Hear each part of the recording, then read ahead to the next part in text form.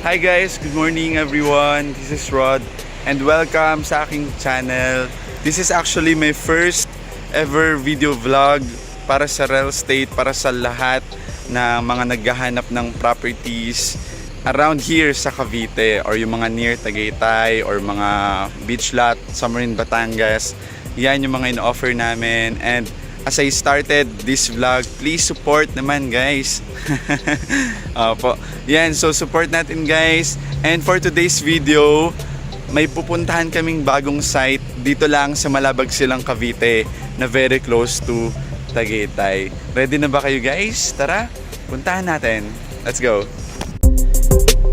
And we are here sa Aguinaldo Highway going to Tagaytay. So para sa mga hindi pa talaga nakakaalam, ang Malabag Silang, Cavite is boundary mismo ng Silang and Tagaytay. We're in from Manila, 1 hour drive na lang siya guys. Depende pa sa traffic, at the same time depende pa sa dadaanan mo. Kasi mostly of our clients from Manila, doon sila nadaan sa may SLEX, then Carmona exit, tapos Aguinaldo Highway going dito sa Tagaytay para makaiwas ng traffic, especially kapag weekend kasi sobrang traffic sa Manila, so doon sila dumadaan.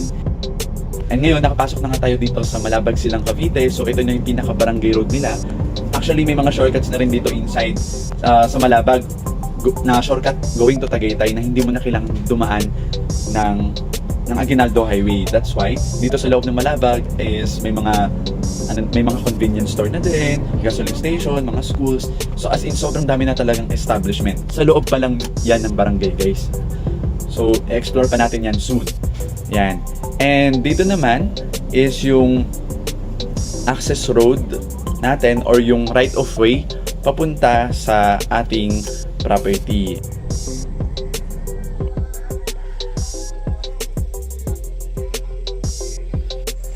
Yan, hello guys. Kitang-kita nyo naman kung gaano kalaki yung mukha ko sa screen. Yan. Pero kung makita nyo po sa likod ko, ito po yung right of way. Yan. So galing tayo dun kanina sa may kanto. Tapos dito na sa pinasukan ko, nandito na yung entrance, no? Ayan, so kasama ko lang naman yung dalawa kong ka-agent na napakasipag din. And ito na. Actually, kaka-open lang nito last month, no? Pero, ayan, kung makita nyo, under construction na to, guys. Medyo tinambakan lang tong part na to kasi, ano yan, medyo mababa. Ayan. Pero ito yung magiging main entrance, dyan mismo. Tapos, dito yung main road na nasa 10 meters wide. Ayan. Secondary roads natin, nasa 8 meters. Ayan, yung backhoe natin. Siyempre, tataas lang tayo doon para mas makita pa natin yung lawak ng subdivision.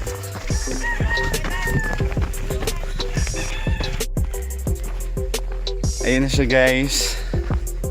Sobrang ganda dito kasi number 1 yung klima. Kasi nga ito ay close sa Tagaytay. Para sa mga wala pang idea, ang Malabag Silang, Cavite is boundary na po mismo ng Silang at Tagaytay. Yan siya guys. Tsaka yung meron dito yung katabing property yan, yung may bakod na yan. Yung part na yan is project yan ng ibang realty na malaking company. So investment wise, mas mag-appreciate yung property nyo din in time. Ayan.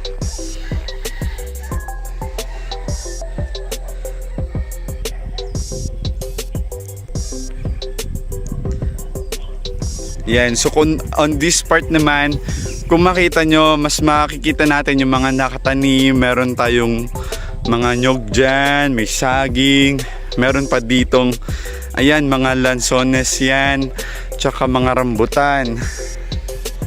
Yan, kaya sobrang healthy ng lupa dito guys. Talagang ang masarap taniman. Kaya suggest ko, pag kumuha kayo, medyo medyo lakihan nyo kasi para may garden kayo guys. Ayan. Bababa lang tayo doon saglit. So ito kasi is rolling terrain. Ibig sabihin may part na mataas, may part na mababa. Kaya habang marami pang available lots ngayon guys, suggest ko like mag-tripping na tayo here para makapili kayo ng maganda na lot. Ayan. Yan. So habang naglalakad ako pataas, ang property na to guys ay may minimum cut na 150 SQM. Then available din tayo sa 200 and 300 SQM. Ayan, so kung makita nyo sa likod ko, ayan siya guys. So dun tayo galing kanina. Kung nasan yung ka-agent ko, kung makita nyo yung bundok na yan, sobrang ganda yan. Yan lang naman yung highest peak ng Tagaytay, which is the People's Park or the Palace in the Sky. So kitang kita siya dito guys. Sobrang taas ng elevation talaga dito. And yun nga, tulad ng sabi ko kanina, talagang Tagaytay climate siya. Yan. So syempre kung gusto mong makita to ng actual, yan, pwede mo kong i-contact para makapag-set tayo ng ng tripping. And kung ikaw naman ay OFW, syempre we can also set at least virtual tripping para syempre kahit nasa ibang bansa ka ay makapag-invest ka din dito sa Pilipinas. Ano po? So syempre with other details pwede nyo naman ako i-PM direct. So meron tayong WhatsApp pati Viber. Yan. So contact me na lang directly. We also have Messenger.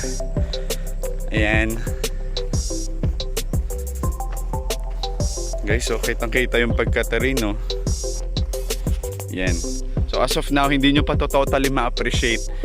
Pero ang kagandahan kasi dito, since nag-start na yung road tracing niya, malolocate na natin kahit paano yung property, kung saan siyang portion nakalagay. Ayan. Yan. And with regards naman sa accessibility, say hi naman dyan.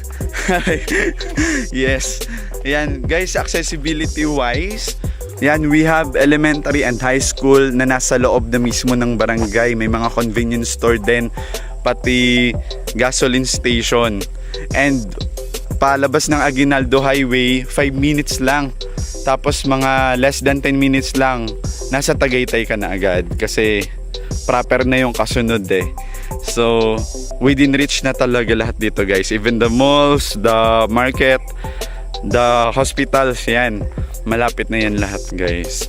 So yun lang, no? If ever meron kayong ibang concern, contact nyo na lang ako guys, para habang may available pa dito, yan, ma-secured nyo na yung lote nyo guys. Ayan. So syempre, bago tayo matapos sa video na to, palike naman nung ating YouTube channel para naman soon maglalabas pa tayo ng iba pang content para sa mga iba pang affordable na lote dito sa Silang, Cavite. And if ever may mga farm lot tayo, yan, i-feature din natin yan. Yan, so everyone, this is Rod once again, and see you next time. Bye!